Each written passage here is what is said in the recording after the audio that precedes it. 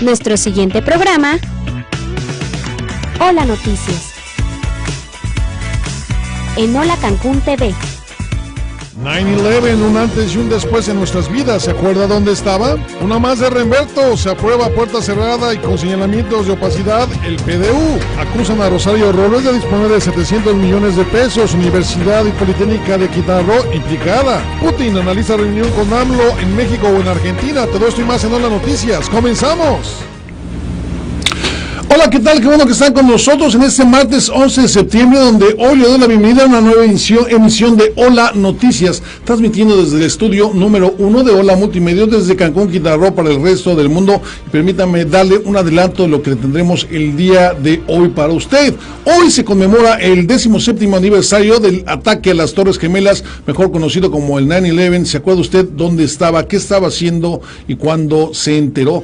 Compártanos esto mediante nuestras redes sociales. Una más de Remberto Estrada. A puerta cerrada y con fuertes señalamientos de opacidad, bueno, se aprueba el cuestionado Plan de Desarrollo Urbano de la Ciudad, o PDU. Rosario Robles, dentro de su administración en Sede Sol, echó mano de 700 millones de pesos que fueron transferidos a proveedores fantasma, en los que se involucra al Instituto Politécnico de Quintana Roo. Vamos a tenerle la información en este noticiero. Y por otro lado, analiza Putin reunirse con Andrés Manuel López Obrador en México o en Argentina. Todo esto y más lo tendremos aquí en Hola Noticias. Yo soy Pepe Rueda y comenzamos.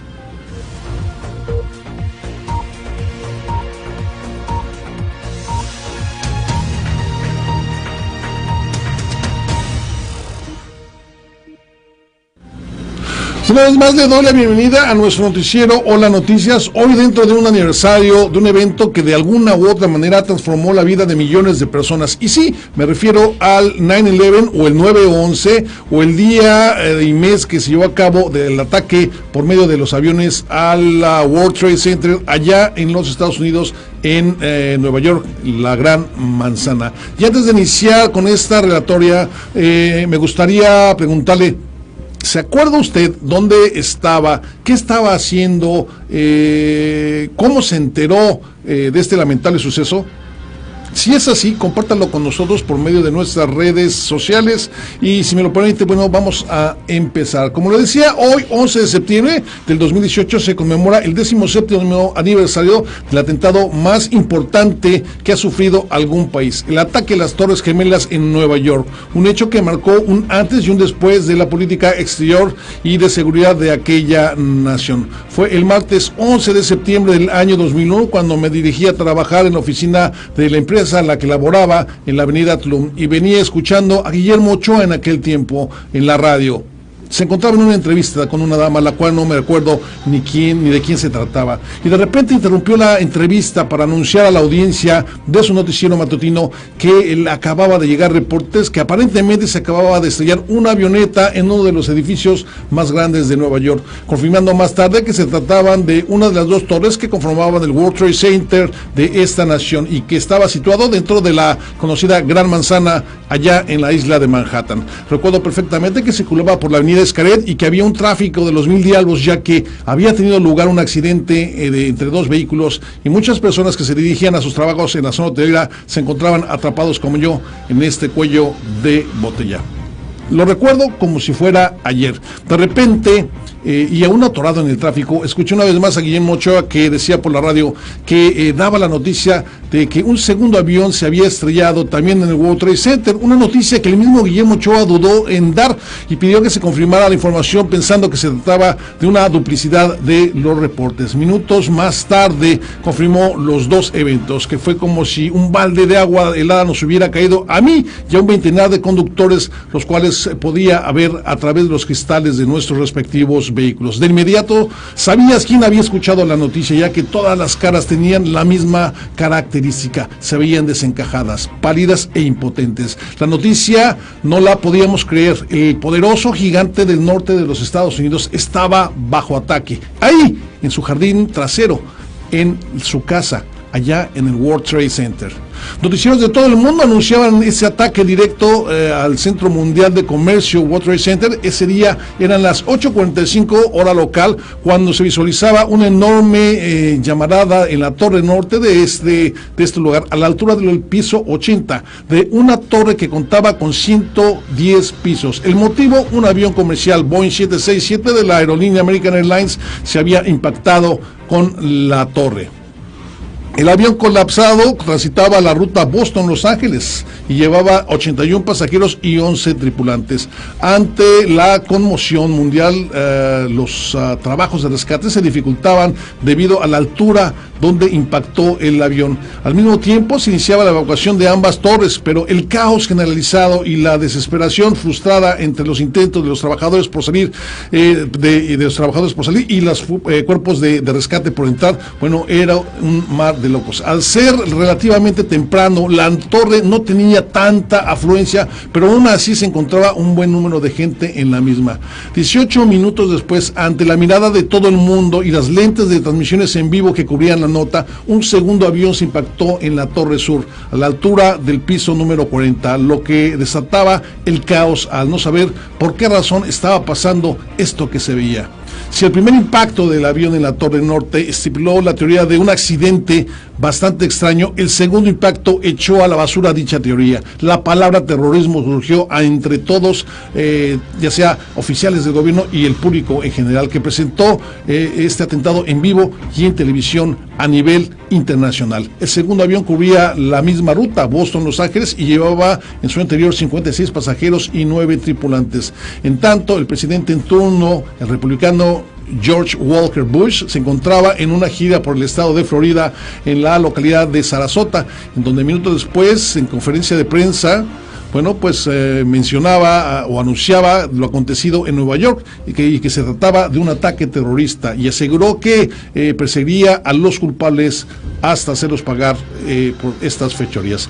Este fue el inicio de una campaña que hasta hoy se encuentra vigente: la lucha contra los grupos terroristas declarados enemigos públicos de los Estados Unidos, esto por la CIA. Tras minutos de vivir el terror en carne propia, los norteamericanos suspendieron actividades en gran parte del país por el temor a que una serie de atentados se produjeran en distintas ciudades. Se anunciaba un tercer ataque, esta vez en el estado de Virginia, con un objetivo más estratégico: el Pentágono, la sede del Departamento de Defensa de los Estados Unidos. Se registraba un ataque a las 9:37 hora local. Un avión se estrellaba en uno de los lados de este edificio, causando graves afectaciones al mismo. El avión impactado en el Pentágono cubría la ruta Washington-Los Ángeles. Transportaba 58 pasajeros y 6 miembros de la tripulación. El pánico se apoderaba de los Estados Unidos y se generalizaba en todo el planeta. Un avión impactando en la sede de la defensa norteamericana era algo impensable, ya que las medidas de seguridad para aquel edificio se pensaban eran en extremo eficaces.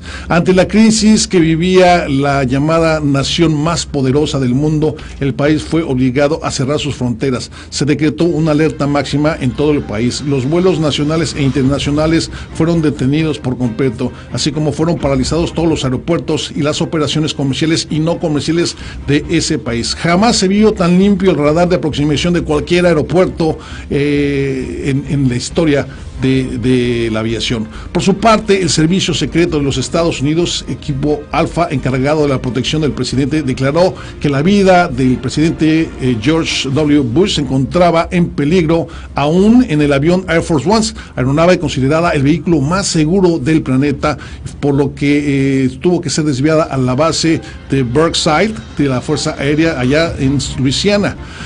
Se tomarían medidas y segundos para prevenir más ataques y buscar defender a la población, que se encontraba, además de vulnerable, aterrada por lo que estaba viendo en cualquier canal de televisión. El desastre continuó y se registró el acto más fatal jamás visto. A las 10 horas tiempo de Nueva York se registraba lo que marcaría una generación entera. Más allá, la gente no estaba preparada para un incidente de tal magnitud.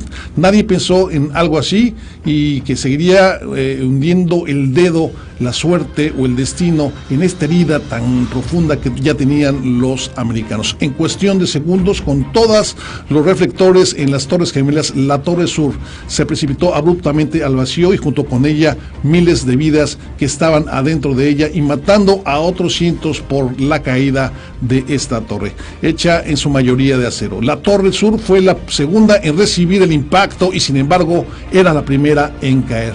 En medio de la luz del sol de Manhattan se hizo la noche, relata uno de los que vivió estos momentos de colisión. La desgracia no cesaba y en el Pentágono se derrumbaba la zona colisionada y resultó que de dicho ataque fue la pérdida de solo 184 personas. Esto gracias a que la zona impactada se encontraba en remodelación. 5 minutos después se concretaría la peor pesadilla en un estado. Pregona la máxima seguridad o impenetrabilidad, como se jactaba en ese momento Estados Unidos. Sin ningún tipo de reporte se desplomaba en Somerset, a unas millas de Pittsburgh, otro avión. El avión operado por United Airlines se dirigía a Newark, Nueva Jersey, de Newark, Nueva Jersey a San Francisco con 38 pasajeros y 7 tripulantes. El caso del vuelo 93 resulta un caso más curioso dentro de los acontecimientos de ese día, ya que de acuerdo a la hipótesis no comprobadas detallan que los pasajeros se habían enfrentado a los secuestradores y habían derribado el avión antes de que llegara a su destino final. El destino no se sabe con certeza, pero se estima que iban camino o al Capitolio o a la misma Casa Blanca allá en Washington, D.C. La nación estaba en shock. Se registraron más ataques, nadie sabía qué iba a pasar. Cualquier lugar abierto resultaba un martirio. ¿Qué pasaría? Es la pregunta que se hacían todos. La población no tenía idea de lo que pasaba y fue como en medio de este error cuando se cerró el ciclo que marcaría al país, a este país americano y al resto del mundo por siempre. A las 10:28 horas de la mañana, con gente aún dentro, ya que los sistemas de elevadores se habían colapsado y bajando los pisos se tenía que hacer una tarea casi imposible, porque lo tenía que hacer por medio de las escaleras. Comenzó a desplomarse la torre norte. En segundos la torre se precipitó atrapando a personal que se encontraba laborando en la primera torre caída. Rudolph Giuliani, alcalde de la ciudad de Nueva York en su momento, quedó perplejo ante lo que sucedía en su ciudad. Ordenó que se desalojara la parte sur de la isla de Manhattan. Un tercio del edificio, completamente del World Trade Center en el Hotel Marriott, también se vio afectado, al igual que el resto de los edificios de estas construcciones aledañas. Esto fue a las 17:20 horas que se precipitó este tercer edificio al suelo. En un minuto desapareció para siempre. A horas de los ataques que habían paralizado el país, el presidente Bush reiteró la misiva que había enviado antes de perseguir y cazar y castigar a todos los responsables de estos actos terroristas en suelo norteamericano. Sin tener el número exacto de los fallecidos aquel día para el olvido, se estima que junto al resto de los ataques perpetrados se suman más de 2,000 víctimas normales. Todo esto en cuestión de horas. Sobre la autoría de los hechos mencionaron varias teorías, pero la más sólida y contundente era el grupo Al-Qaeda, liderado por Osama Bin Laden. Era y que era el responsable de los actos más terribles registrados en los Estados Unidos. El pueblo estadounidense estaba destrozado, enojado, horrorizado, sentimiento que desgraciadamente fue aprovechado por su presidente para efectuar una cacería de brujas en contra de Irak y su régimen, el régimen de Saddam Hussein, donde, según la CIA, se encontraban armas de destrucción masiva y químicas que serían usadas en contra de la nación estadounidense si no se detenían en ese momento. Afirmación que la historia y un puñado de reporteros de un consorcio de pequeños periódicos se encargaría de desmentir, pero el daño estaba hecho. La infamia, desgraciadamente, se había conducido a otra infamia. 9/11, el 9/11, septiembre 11, ataque en las Torres Gemelas, como usted lo quiera llamar. Es una fecha que no podemos darnos el lujo de olvidar jamás. Vamos a pasar a otras cosas. Nos vamos ahora. Vamos con, me están informando que ya tenemos esta nota que le quería platicar. La última del presidente municipal, Remberto Estrada, a puerta cerrada y después de fuertes cuestionamientos que se habían dado respecto al plan de desarrollo urbano, bueno, pues parece que no le importó y a puerta cerrada aprueba con el Cabildo el PDU. Aprueban la actualización del PDU en Cancún. La noche del lunes, el Cabildo del Ayuntamiento de Benito Juárez decidió avalar el anteproyecto de Plan de Desarrollo Urbano pese al rechazo de diversos sectores de la sociedad benitojuarense. A través de un comunicado, los integrantes del Cabildo justificaron la aprobación del PDU con 3 argumentos, aunque no especificaron los cambios aprobados. Aseguran que los nuevos lineamientos de la planeación urbana y territorial publicados en mayo del 2017 en la Guía Metodológica para la elaboración y actualización de los programas municipales de desarrollo urbano de la SEDATU establecen un marco conceptual para todo el país que incorpora criterios ambientales, derechos sociales y mecanismos de gobernanza urbana. Señalan que en el artículo 5 transitorio de la nueva Ley General de Asentamientos Humanos, Ordenamiento Territorial y Desarrollo Urbano, publicado en noviembre del 2016, establece que en un plazo de 2 años, contando a partir de la entrada en vigor de este decreto, se formularán o adecuarán los planes y programas de desarrollo urbano de los centros de población mayores a 100,000 habitantes, a los que alude esta ley. En su tercer argumento, el Cabildo destaca la división territorial de Benito Juárez, realizada en noviembre de 2015, en donde se creó el municipio de Puerto Morelos, quedando a Benito Juárez con un solo centro de población, lo que aseguran hace necesaria la actualización de los programas a esta nueva división municipal. La aprobación se dio a puerta cerrada y sin la presencia de medios de comunicación, incluso sin la transmisión del programa de radio del ayuntamiento. Tras la aprobación por unanimidad, el PDU será publicado en el Diario Oficial del Estado para que entre en vigencia.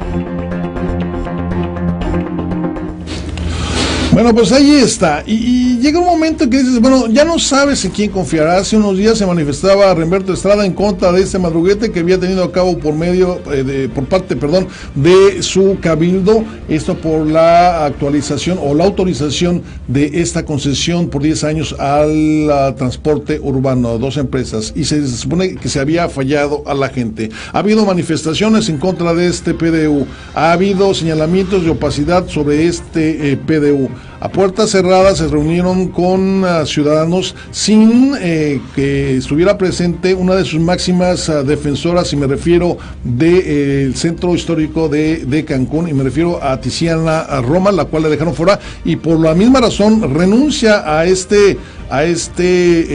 agrupación de ciudadanos, los cuales de alguna manera estaban negociando y defendiendo la parte histórica de la ciudad. ¿Por qué? Porque aparentemente se llegó a un acuerdo y ya no hubo mucha oposición por ese lado, y si esto hubiera sido de una manera transparente y que verdaderamente se hayan escuchado a la ciudadanía, bueno, ¿por qué hacer esta votación a puerta cerrada, sin la habitual transparencia, sin la habitual transmisión de radio, sin previo aviso en cierto momento? Desde que se empezó a negociar este PDU, desde que empezaron con los anuncios de que se iba a modificar el PDU, este espacio informativo hizo el anuncio y hizo la observación de que estuviéramos muy pendientes de qué es lo que se estaba anunciando, porque siempre hay un catch, siempre hay algo que se trata de esconder. Precisamente en este tipo de autorizaciones. Recuerde que depende esto, cómo se va a trazar la ciudad, en qué se va a trazar, cuáles son los espacios comerciales, en dónde se pueden poner comercios, en dónde no se pueden poner comercios. Y siempre, bueno, todo el mundo trata de jalar agua para su molino, y a los que dejan fuera es a la ciudadanía. Y hablando de ciudadanía y hablando de empresarios, nos vamos ahora hasta Chetumal, donde, bueno, amenazan empresarios allá en Otompelanco en hacer un plantón, porque hay un adeudo que tiene el ayuntamiento de Chetumal, el ayuntamiento de Otompelanco, con los empresarios, una deuda millonaria. Acompáñenme a ver toda la información.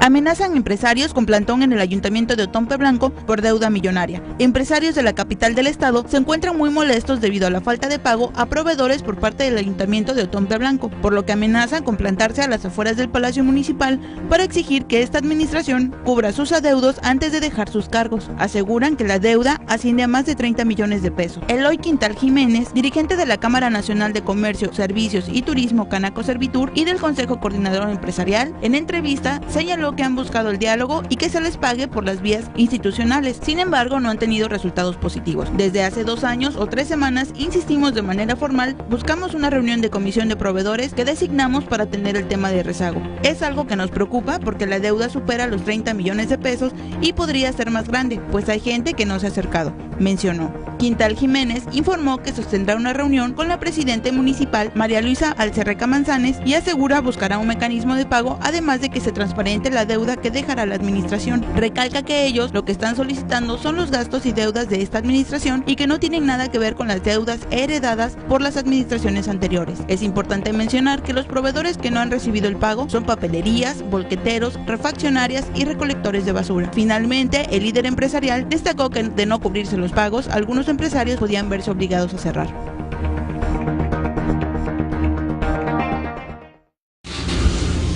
Ya estamos de vuelta aquí en las noticias y le vuelvo a preguntar, ¿qué estaba haciendo usted hace 17 años cuando se enteró que había un ataque en las Torres Gemelas allá en la Gran Manzana, allá en el World Trade Center en Nueva York? ¿Qué estaba haciendo usted? ¿Dónde se encontraba? Compártanos por favor esta información por medio de nuestra página de Facebook, por medio de nuestra página de Twitter o por medio de nuestra página de Periscope. Comparta con nosotros qué estaba haciendo rápidamente. Ivette Pillón, muchas gracias por estar con nosotros. Norberto Morales, muchas gracias. Norberto, Rosario Fabiola, muchas gracias. Ed Olavarrita, muchas gracias. Olavarría, perdón, muchísimas gracias.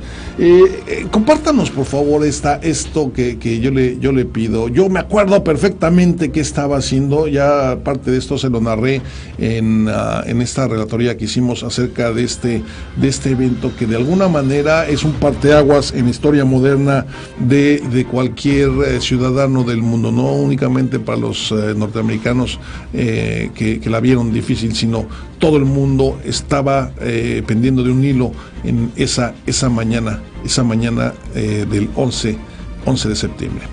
Y por otro lado le platico y seguimos con las noticias locales. Dicen los náuticos que perdieron casi $300,000 por el cierre del puerto por este mal tiempo.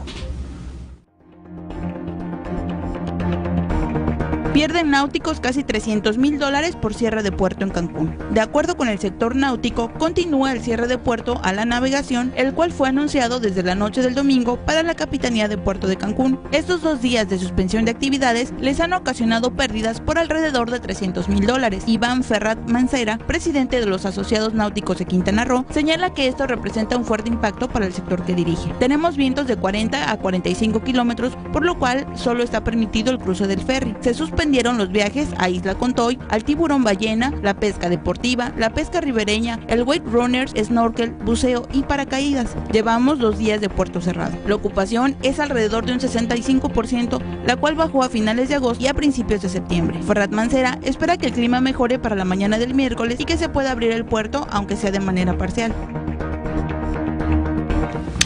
Bueno, y hablando de mal tiempo, vamos a hablar qué es lo que nos depara el tiempo. Ese es el reporte del Servicio Meteorológico Nacional a través de la Comisión Nacional del Agua, para que usted esté enterado. El Servicio Meteorológico Nacional le informa el pronóstico del tiempo para este 11 de septiembre. Para hoy, el sistema frontal número 1 se mantendrá como estacionario sobre el noreste de México, mientras que la onda tropical número 38 se desplazará sobre los estados del sur y centro del país. Por otra parte, una zona de inestabilidad con potencial ciclónico se ubicará sobre la costa norte de Quintana Roo. Además, zonas de inestabilidad atmosférica superior afectarán el occidente del territorio nacional. Dichos sistemas ocasionarán tormentas muy fuertes a puntuales intensas en zonas de Nuevo León, Tamaulipas, San Luis Potosí, Hidalgo, Puebla, Veracruz, Jalisco, Colima, Michoacán y Chiapas. Finalmente, prevalecerá evento de mar de fondo en las costas del Pacífico mexicano, desde Chiapas hasta Jalisco, con olas de 1.5 a 2.5 metros de altura.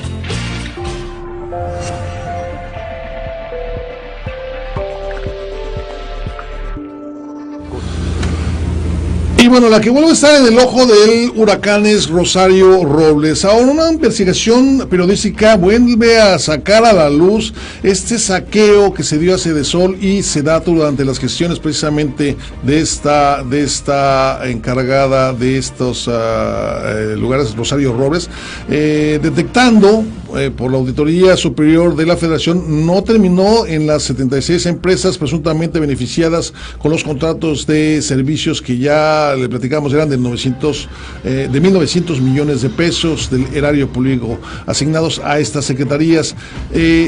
Hubo 700 millones de pesos que fueron transferidos a 10 domicilios y se simularon contratos con diferentes instituciones, una de ellas la Universidad Politécnica de Quintana Roo. Acompáñame a ver la siguiente información. Durante gestión de Rosario Robles, se desviaron 700 millones de pesos en efectivo de Sedesol y Sedatu. El saqueo a la Secretaría de Desarrollo Social y a la Secretaría de Desarrollo Agrario Territorial y Urbano durante las gestiones de Rosario Robles, detectado por la Auditoría Superior de la Federación, no terminó en las 76 empresas presuntamente beneficiadas por los contratos de servicios, ya que de los 1.900 millones de pesos del erario público asignados por esas secretarías, más de 700 millones fueron finalmente transferidos en efectivo a 10 domicilios. De acuerdo con un diario, a través de una triangulación de depósitos y mediante el servicio de Tameme, Cometra y Panamericano, el dinero en efectivo fue repartido entre diciembre de 2016 y diciembre de 2017. En febrero pasado, la ASF dio a conocer que tanto Sedesol como Sedatu simularon contratos con Radio y Televisión de Hidalgo, el Sistema Quintanarroense de Comunicación Social, la Televisora de Hermosillo y la Universidad Politécnica de Quintana Roo, para operar el desvío millonario. Lo que no se había revelado es que el dinero público siguió una ruta para llegar en efectivo a una decena de casas, de acuerdo con registros obtenidos por la ASF. 6 de los proveedores subcontratados para presentar servicios a Sedesol y Sedatu, y otras 9 empresas emitieron las órdenes de transferencia. Informó para Hola Noticias, Jair Surián. Y si usted pensaba que se nos había olvidado nuestro resumen local de noticias, pues no, resulta que no. Aquí lo tenemos para que usted lo disfrute.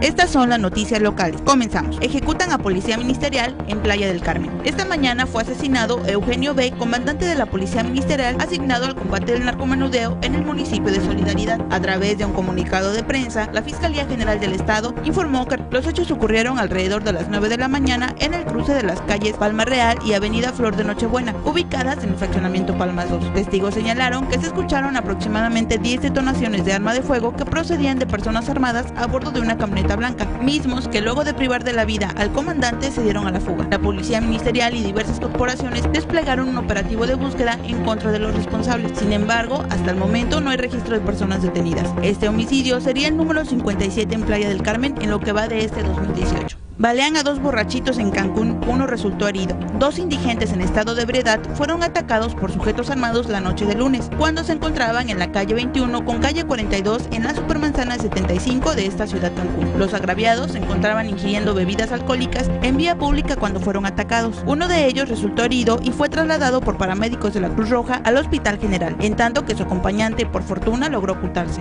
Hasta el momento se desconocen las causas del ataque y no hay reporte de personas detenidas. Se pasa el alto y atropella a una mujer policía. La tarde del lunes se registró un accidente en el centro de Felipe Carrillo Puerto y, de acuerdo con las primeras versiones, un automovilista ignoró su alto y embistió a una motocicleta que resultó ser conducida por una policía en servicio. Los hechos ocurrieron en el cruce de las calles 72 con la avenida 69 cuando la mujer fue arrollada por una camioneta. El conductor fue detenido, en tanto que la víctima fue trasladada al hospital de la ciudad para ser atendida. Asaltan oficinas de Repube en Chetumal.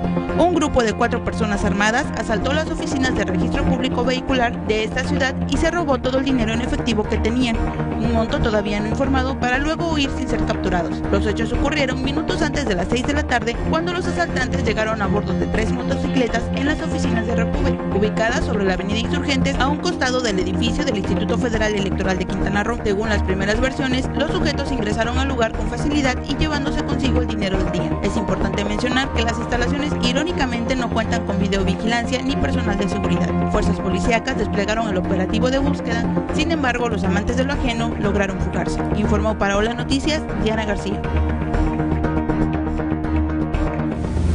Ese fue nuestro resumen local de noticias y continuamos con más información aquí en Hola Noticias. Le habíamos platicado que, desprendido de ese accidente que había tenido la empresa Aeroméxico allá en el aeropuerto de Durango, donde al tratar de desplegar, esta maniobra terminó en un accidente y de ahí culminó, aunque determinaron que no tenía nada que ver los factores humanos y que había sido simplemente un accidente y se culpaba al clima por se habían despedido a 3 pilotos. Sobre esto, la Asociación Sindical de Pilotos y Aviadores determinó en asamblea hacer una huelga a la empresa Aeroméxico por la violación de contrato de trabajo, en los cuales incluye la suspensión de las prestaciones de tripulante viajando en cabina. Esto luego de que la empresa suspendiera a los pilotos que conducían la aeronave que se desplomó allá en Durango. Pilotos avisan huelga a Aeroméxico por violar contrato colectivo.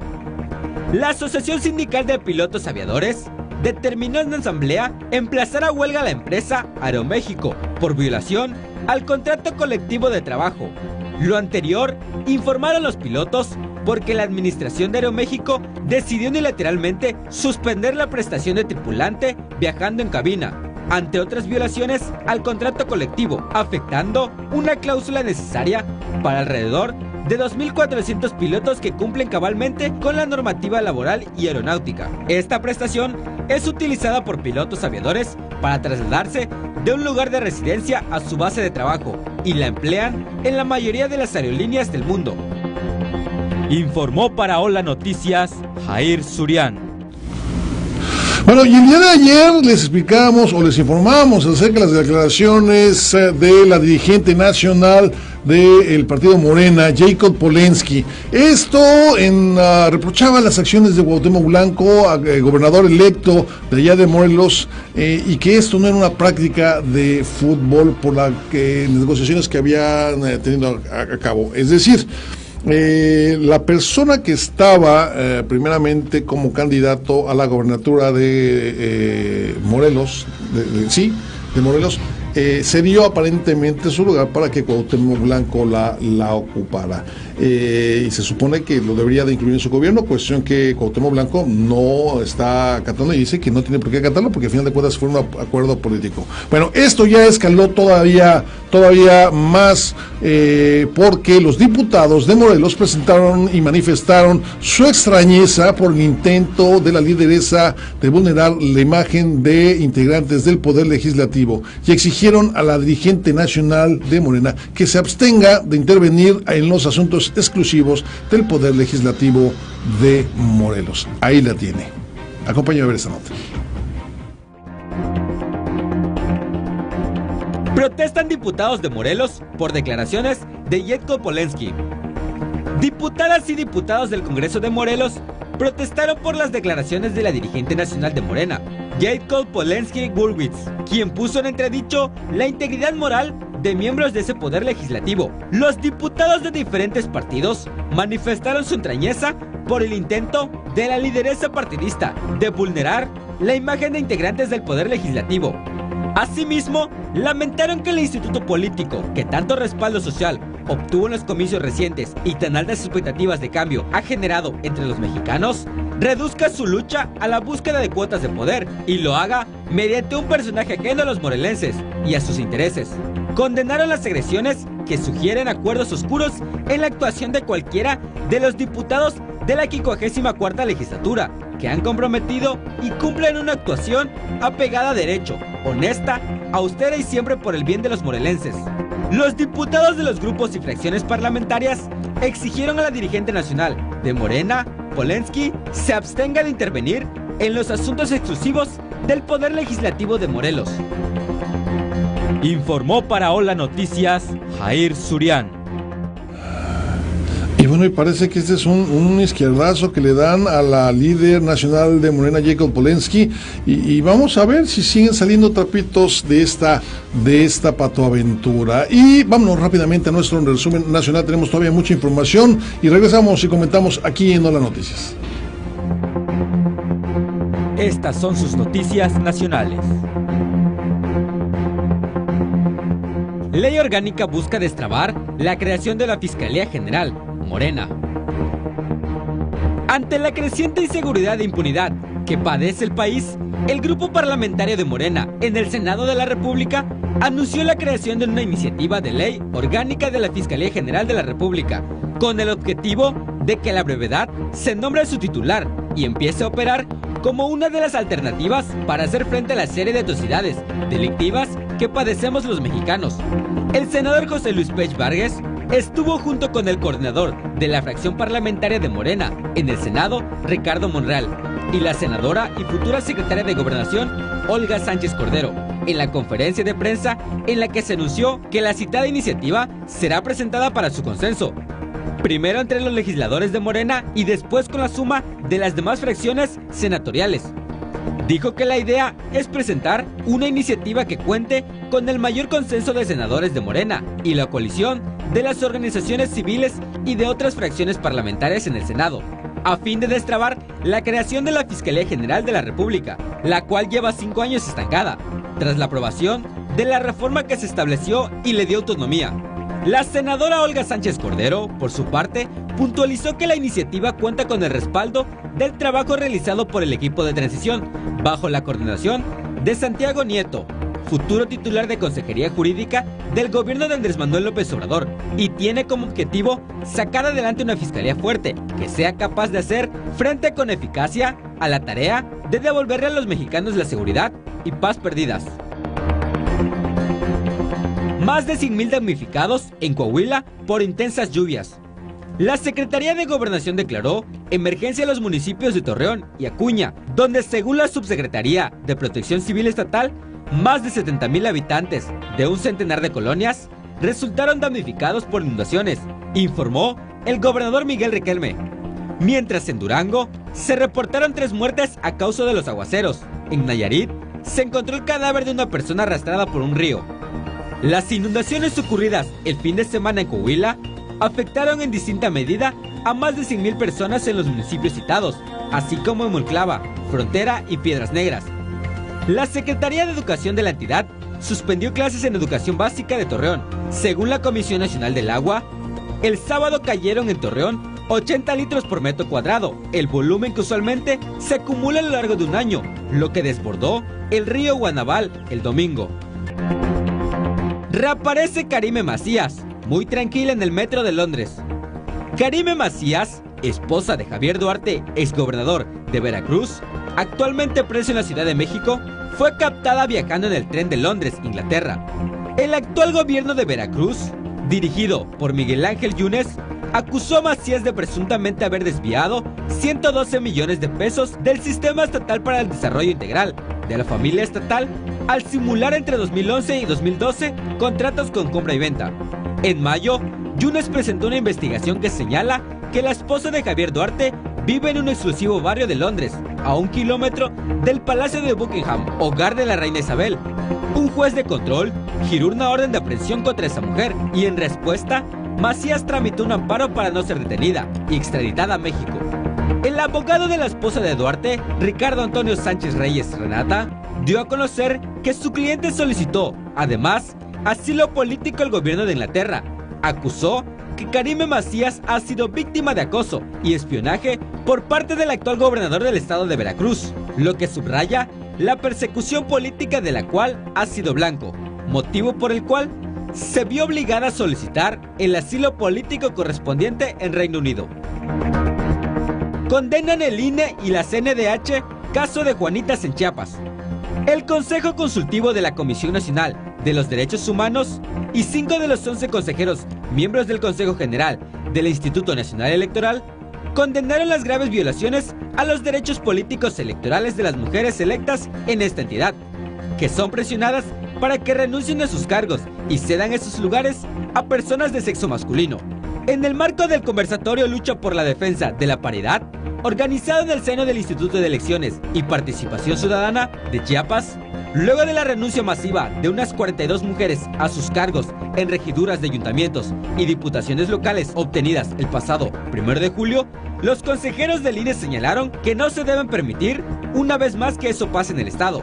Recordaron que en 2015 el IEPC fue omiso al permitir que los partidos políticos violaran de forma flagrante las leyes electorales en materia de paridad de género, lo que terminó en el desmantelamiento de todos sus consejeros. Adriana M. Favela Herrera, Dania Paola Rabel Cuevas, José Roberto Ruiz Aldaña, Pamela San Martín Ríos Valles y Beatriz Claudia Zavala Pérez reprobaron esta acción de los partidos políticos. Informó para Hola Noticias, Jair Surián. Yo la verdad no entiendo cuándo dejaron de dar la materia de ética en las secundarias, porque de veras que es algo que aparentemente no tienen ninguno de nuestros legisladores. Nos prometen el cielo, el sol y las estrellas, y a final de cuentas, a la hora de que tiene que salir esa ética, bueno, pues parece que no. Este caso más reciente de las Manuelitas, porque vienen, bueno, son las regidoras de Chiapas, especialmente el señor Manuel Velasco, bueno, dejó la gobernatura para irse a la senaduría, luego regresa para terminar y luego otra vez va a ir para allá, y ya vio todos el teje-maneje que se había dado precisamente con el partido de Morena, donde, bueno, se supone que no hay que engañar, no hay que robar y no hay que mentir. Insisto, no puede ser posible que sigamos cayendo en este tipo de simulaciones y vea que son 45 Manuelitas las que prácticamente han sido obligadas a dejar su puesto para cedérselos a hombres, que espero que el Instituto Nacional Electoral y la Comisión Nacional de los Derechos Humanos no permitan que se sigan perpetuando estas simulaciones, caramba. Y bueno, ahora sí, vamos a un corte comercial y regresamos rápidamente con más información aquí en Hola Noticias. No nos tardamos nada, todavía nos quedan los espectáculos.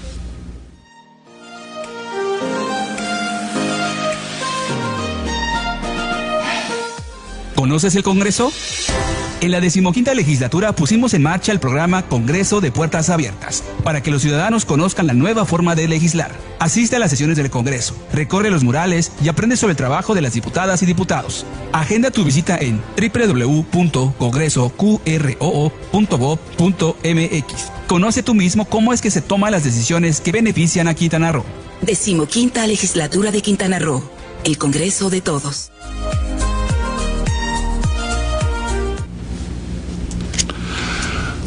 Vámonos a las noticias internacionales. Autoridades ordenan evacuar a más de 1.5 millones de personas por el huracán Florence. Esto allá en los Estados Unidos.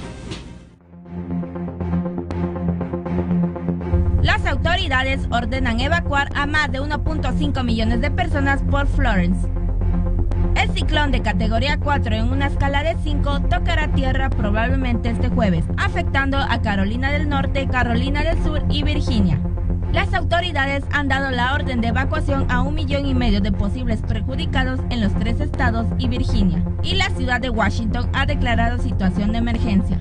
Los técnicos han advertido de que la tormenta tropical será extremadamente peligrosa cuando azote la costa sureste del país.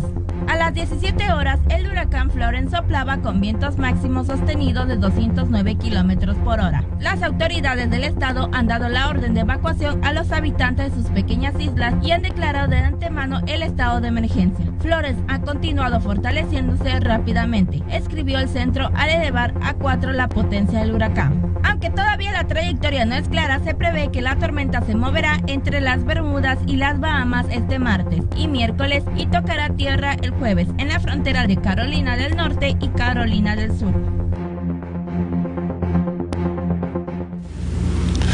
Bueno, y parece que esa solicitud de Kim Jong-un, presidente o mandatario de Corea del Norte, fue escuchada por la Casa Blanca porque ya anunció esta preparación en una nueva reunión entre Corea del Norte y Estados Unidos.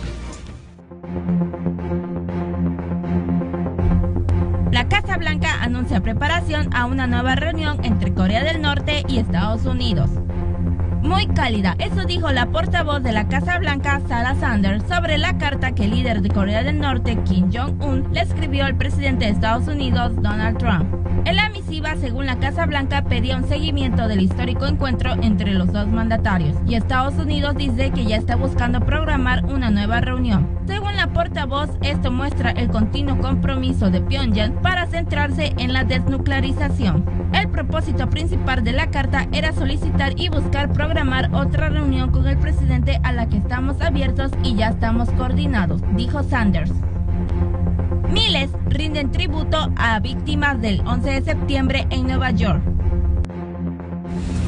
Estamos de vuelta en las noticias, qué bueno que siguen con nosotros. Déjeme, mando rápidamente un saludo muy afectuoso a todos aquellos que nos están siguiendo por medio de nuestra transmisión, redes sociales y Periscope, Facebook y Twitter. Rápidamente, Cruz Zárate, muchas gracias. Carlos Pérez, muchas gracias. Sandy Salas, muchísimas gracias. Hugo Hernández, un saludo muy afectuoso, un abrazo. Celestino Acosta, muchas gracias. Amador Treviño, mi querido Amador, un abrazo. ¿Te acuerdas dónde estabas en el 9/11? Compárteme esto aquí en el Facebook. ¿Dónde estaba usted cuando las Torres Gemelas, cuando el atentado de las Torres Gemelas? Jonás Valenzuela, muchísimas gracias. Priscila Ramírez, muchas gracias, Priscila, por estar con nosotros. Digan ustedes dónde, hay muchos chavos, le preguntaba a uno de mis editores de que él dónde había estado en el atentado de 9/11, y no, resulta que tenía 3 años, bueno, ni se acuerda dónde estaba. Pero usted, si es ya no se cuece como yo el primer error, pues sí nos puede compartir en dónde se encontraba usted cuando se enteró esto del 9/11. Hay ciertos eventos en el mundo en que todo el mundo tenemos muy presente dónde nos encontrábamos, y creo que el ataque a las Torres Gemelas de Nueva York, a World Trade Center, dentro del jardín trasero de los Estados Unidos, a una de las naciones que en ese momento pensábamos que era la nación más segura que podía haber en el mundo, pues se suscitó y se dio. Le agradecemos mucho a Gerald Grimón que nos esté visualizando. Muchas gracias, Gerald. Vale, te saludamos, Vale. Ivette Pellón, otra vez, muchas gracias, Ivette. Todos y cada uno de ustedes que nos están acompañando, Supermanzana 30, Aeropuerto de Cancún, Bonfil, muchísimas gracias a toda la gente de Bonfil que nos están visualizando. Me piden muchos que no digan nombres porque, bueno, se encuentran trabajando y luego no van a tener problemas, pero sigan viendo la noticia, sigan compartiendo con nosotros. Y hablando de las Torres Gemelas, bueno, miles rinden tributo a víctimas de 9/11 allá en Nueva York. Miles de personas se reunieron hoy en las inmediaciones de World Trade Center de Nueva York para rendir tributo a las víctimas de los atentados del 11 de septiembre del 2001, en el 17º aniversario de la tragedia. La Gran Manzana recordó el 11 de septiembre con una emotiva ceremonia en la que familiares de los fallecidos leyeron los nombres de las casi 3,000 personas que murieron en los ataques de aquel día.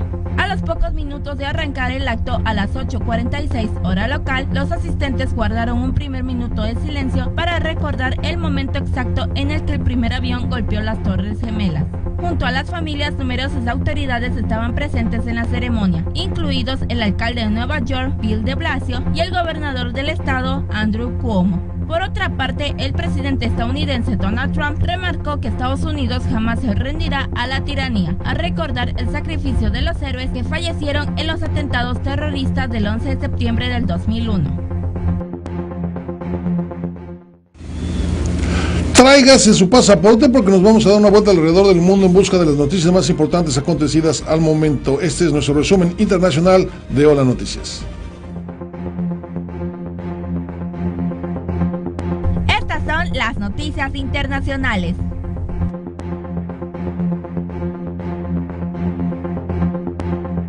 Putin analiza reunión con AMLO en México o Argentina.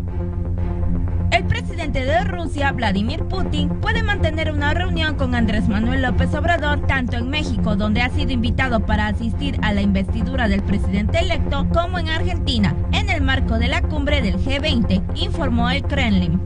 Existe la posibilidad de un breve viaje a México o un encuentro en Argentina, dijo a la prensa el asesor del presidente ruso para asuntos internacionales, Yuri Ishakov, preguntando sobre si Putin ha aceptado la investigación de López Obrador. Agregó que ambas opciones se están estudiando, sin que se sepa por el momento a la que dará preferencia el líder ruso. Accidente de autobús en India deja al menos 55 muertos. Al menos 55 personas murieron y decenas resultaron heridas cuando un autobús de pasajeros sobrecargado cayó en un desfiladero el martes en el sur de India, en uno de los peores accidentes de este tipo en el país este año, dijeron las autoridades. El ómnibus, parte de la red estatal de Telangana, regresaba de un templo en la cima de una colina en el distrito de Jatial, a unos 190 kilómetros de Hyderabad, la capital del estado, dijo un funcionario del distrito. Los medios citaron la falla de los frenos como la posible razón de la tragedia, pero Nerendar dijo que era necesario investigar y agregó que las 94 personas a bordo del ómnibus, incluido su conductor, excedían el límite legal de 52 pasajeros. China pide a Rusia construir un frente contra el proteccionismo de Trump. Este martes, el presidente chino Xi Jinping y el jefe de Estado ruso Vladimir Putin han renovado en Vladivostok, en el este ruso, sus votos para profundizar su relación bilateral estratégica y hacer frente a lo que Xi ha descrito como una atmósfera geopolítica impredecible. Esto es, el proteccionismo y el unilateralismo del presidente de Estados Unidos, Donald Trump. Ambos países se encuentran unidos por una fuerte presión estadounidense, en el caso ruso por la amenaza de nuevas sanciones, en el chino por lo que ya se ha convertido en una guerra comercial. Los dos jefes de estados presenciaron juntos este martes el comienzo de las maniobras Vostok 2018, que Rusia ha descrito como las mayores de este país y en las que intervienen más de 300.000 soldados. China acude como país invitado en la mayor participación en estos ejercicios militares de su historia. Aporta 3.200 militares, tanques, equipos de artillería, aviones y helicópteros. Renuncia Lula a ambición presidencial. El expresidente Luis Ignacio Lula da Silva desistió hoy de disputar la presidencia en las elecciones del 7 de octubre próximo y anunció a su exministro Fernando Haddad, que era su compañero de fórmula, como el nuevo abanderado del Partido de los Trabajadores.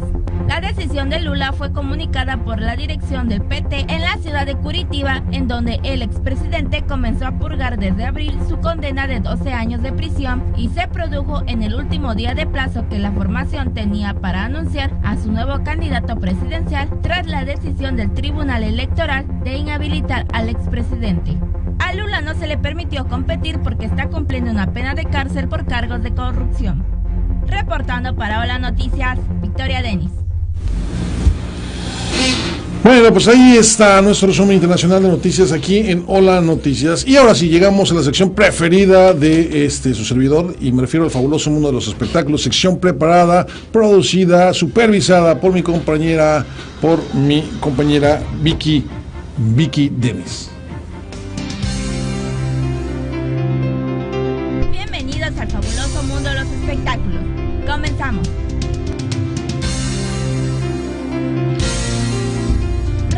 Inicia la filmación. A sus 72 años, el incansable actor Sylvester Stallone inició ayer el rodaje de la quinta película de la saga de Rambo. En la trama, el fortachón histrión estadounidense volverá a caracterizar a John Rambo, quien ahora pelea contra un poderoso cártel del narcotráfico de México. Rambo 5 se estima podría estrenarse para finales del 2019 o principios del 2020. La banda Slipknot volverá a la actividad en 2019. El líder de Slipknot y también de Stone Sour, Corey Taylor, reveló que la banda estadounidense de metal alternativo volverá a la actividad en 2019, 5 años después de su hasta ahora más reciente álbum de estudio. Además, ha asegurado al podcast australiano Heavy que ya tiene mucho material en marcha para otro futuro álbum de Stone Sour, aunque por ahora no tiene previsto publicarlo. Los detalles sobre el próximo álbum de Slipknot siguen siendo desconocidos. Taylor ha dicho que el nivel será igual o mejor que Iowa, uno de sus más grandes álbumes escritos. Kit Harington cuestiona la ausencia de actores homosexuales en Marvel. Kit Harington mantiene bajo secreto el destino de Jon Snow, su personaje en Juego de Tronos, pero el actor no ha dudado en hablar para expresar su opinión sobre la diversidad en la industria cinematográfica. Harington se quejó de la ausencia de actores homosexuales a la hora de interpretar superhéroes, señalando directamente a Marvel Studios. Hay un gran problema con la masculinidad y la homosexualidad, que de alguna manera parece que no pueden ir de la mano, aseguró Harington en una entrevista sobre la inclusión con Variety. Marvel ha progresado en los últimos años en términos de diversidad, especialmente a raíz de Black Panther, primera película protagonizada por un superhéroe de color. Además, el presidente de Marvel Studios, Kevin Feige, ha prometido que habrá mayor representación de minorías e igualdad en la fase 4 del universo cinematográfico Marvel. Olivia Newton-John lucha contra el cáncer por tercera vez. La actriz y cantante Olivia Newton-John ha revelado que está luchando contra el cáncer por tercera vez desde que en 1992 le fue diagnosticado un cáncer de mama. Tras tratarse en aquella primera ocasión, volvió a batallar contra una enfermedad en 2013, aunque entonces decidió no anunciarlo públicamente. Ahora, la artista ha explicado que los doctores descubrieron un tumor en la base de su espina dorsal el año pasado. Por ello, está pasando por radioterapia. Creo que ganaré y ese es mi objetivo, ha dicho Olivia Newton-John, quien se ha mostrado optimista y determinada en su nueva lucha contra el cáncer. Slash admite que los temas de Guns N' Roses son algo sexistas. El guitarrista Slash ha admitido que algunas canciones clásicas de la banda angelina Guns N' Roses son un poco sexistas. El guitarrista, que publica disco en solitario este 21 de septiembre, respondía así a la pregunta de cómo encajaba el viejo catálogo de Guns N' Roses a la luz del movimiento Me Too. Y es que según Slash, ellos no tuvieron ese tipo de relaciones de acoso con las chicas. Reportando para Hola Noticias, Victoria Denis. Esto fue el fabuloso mundo de los espectáculos. Prácticamente estamos por despedir esta emisión de Hola Noticias, pero antes le quiero comentar que nos llega de último momento que un hombre resultó herido de bala luego de resistirse a un asalto allá en la región 310 sobre la Colosio en Rancho Nazaret. Con su acción, el hombre logró evitar que le robaran 60,000 pesos, sin embargo fue herido de bala en una pierna, por lo que lo llevaron al Hospital General de la ciudad. Hasta el momento no se tiene ningún detenido. Y ahora sí, con esto estamos terminando prácticamente nuestra emisión de hoy de Hola Noticias, el noticiero que equilibra la verdad con la razón y la información. Lo invitamos para que nos acompañe el día de mañana en una emisión más de Hola Noticias. En nombre de este gran equipo que hace posible este espacio informativo, le agradezco, de veras, le agradezco su preferencia y le pido que nos acompañe el día de mañana. A todas las redes sociales, a todos los compañeros que nos siguen por medio de las redes sociales, síganos compartiendo. Gracias por hacer cada vez más grande esta comunidad informativa. Sea feliz, pase muy buena noche. Yo soy Pepe Rueda, esto fue Hola Noticias y déjenme le digo que a partir de este momento está usted informado.